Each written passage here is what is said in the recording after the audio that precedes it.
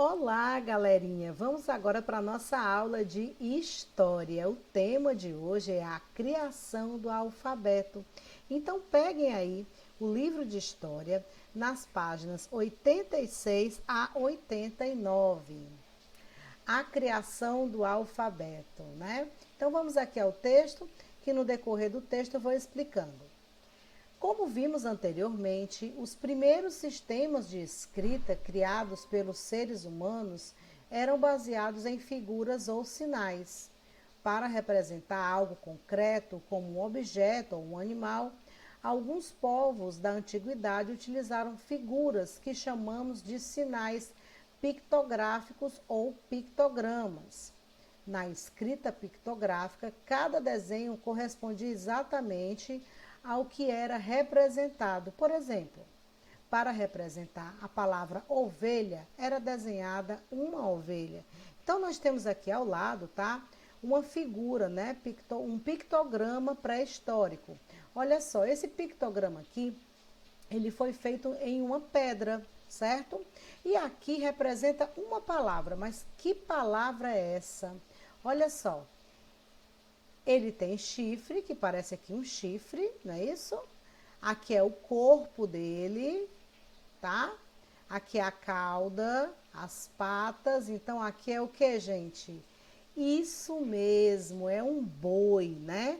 Então, aqui é um pictograma, tá?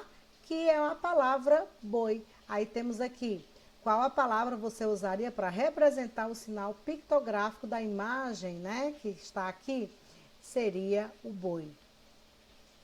Com o passar dos séculos, os sinais pictográficos foram sendo modificados e passaram a representar também coisas abstratas, como ideias e sentimentos. A esses sinais damos o nome de ideogramas, né? Então, nas aulas passadas, nós estudamos os ideogramas chineses. A escrita ideográfica era bastante complexa, ou seja, muito difícil, muito complicada, né? Escrever e ler por meio desse sistema era uma tarefa reservada apenas para poucas pessoas. Então aqui nós temos aqui os ideogramas, né? Agora aqui, ó, aqui dá para perceber que são objetos, né, ó, tipo lanças, né, tipo arcos, tá? Então aqui, mas a gente não sabe ao certo, né, com detalhes, quais objetos são esses. A gente tem uma ideia, por isso que o nome é ideogramas. Mas aqui dá para perceber que é um peixe. Então aqui nós temos aqui objetos e animais, tá? Nesse ideograma aqui desenhado nesta pedra. Vamos lá, a próxima página. Por volta do ano 1000 antes de Cristo, tá? Que tem aqui essa sigla que é o AC. Os fenícios criaram um conjunto de 22 símbolos que representavam apenas sons. Com isso, tornou-se mais simples o sistema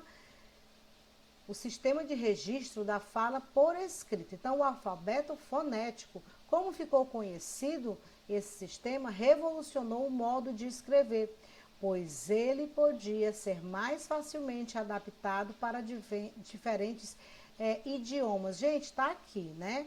Olha só, tá? Aqui foram, né, os primeiros, né? Os primeiros conjuntos, né, de 22 símbolos que foram representados aí os sons. Aí nós temos aqui bem grande aqui, né, detalhe da inscrição fenícia no século V antes de Cristo. Então aqui tá, eles começaram a fazer aí, já construir esse alfabeto que agora foi evoluído, né, para o nosso. Então vamos aqui. Nós temos aqui, o alfabeto fenício foi usado por diferentes povos da antiguidade, entre eles os gregos.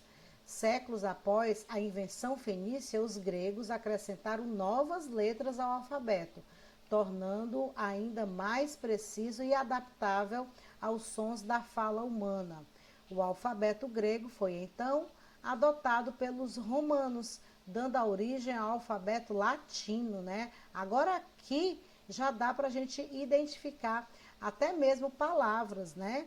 Tanto as letras como as palavras.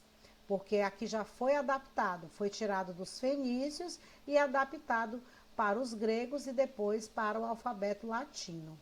Os romanos, que dominaram muitos territórios a partir do século I a.C., acabaram contribuindo para a difusão, ou seja, para a divulgação do alfabeto latino no mundo. Atualmente, ele é usado em vários países, sendo adaptável a diferentes idiomas, como o português, o italiano, o espanhol e o inglês, tá? Então, aqui, gente, é a criação do nosso alfabeto. Vamos agora para a atividade da página 88.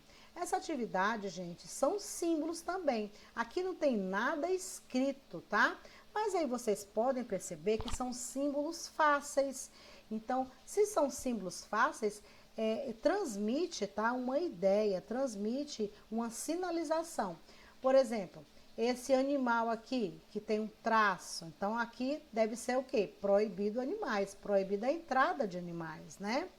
A pessoa aqui deficiente, será que esse local aqui só pode entrar deficiente ou é um local reservado para deficientes, né?